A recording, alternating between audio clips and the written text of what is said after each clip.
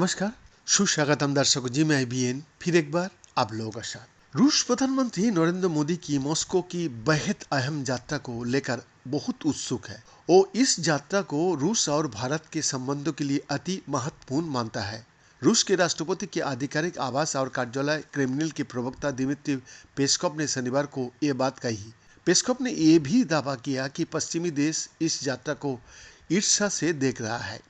रूसी राष्ट्रपति Vladimir Putin के निमंत्रण पर प्रधानमंत्री मोदी 22वीं भारत रूस वार्षिक शिखर सम्मेलन में भाग लेंगे। पीएम मोदी इस दौरान 8 और 9 जुलाई को मॉस्को में रहेंगे। विदेश मंत्रालय ने बृहस्पतिवार को नई दिल्ली में इस उच्च स्तरीय यात्रा के बारे में जानकारी दी थी।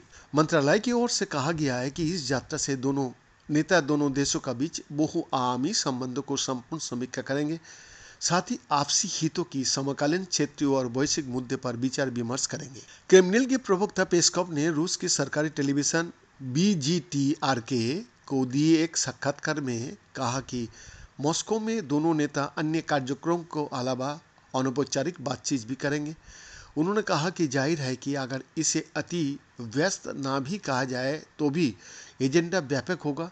ये एक आधिकारिक यात्रा होगी और हमें उम्मीद है कि दोनों नेता अनौपचारिक तरीके से भी बातचीत कर सकेंगे। उन्होंने कहा कि रूस और भारत का भी संबंध रणनीतिक साझेदारी के स्तर पर है। सरकारी समाचार एजेंसी तास ने पेस्कोव के हवाले से कहा, हम एक अति महत्वपूर्ण यात्रा की उम्मीद कर रहा है जो रूस भारत संबंधों के लिए बहुत अहम होगा।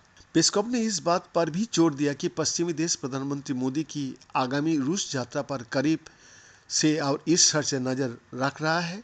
पीएम मोदी की रूस यात्रा के प्रति पश्चिमी देश की राजनेताओं को रवैया के बारे में पूछे गए सवाल के जवाब में पेस्कोव जी ने कहा, वो ईर्ष्यालु है। इसका मतलब है कि वो इस पर करीब से नजर रख रहा है। उनकी करीबी निगरानी का मतलब है कि वो इसे बहुत महत्व देता है। बीएन का एक्सक्लूसिव रिपोर्ट।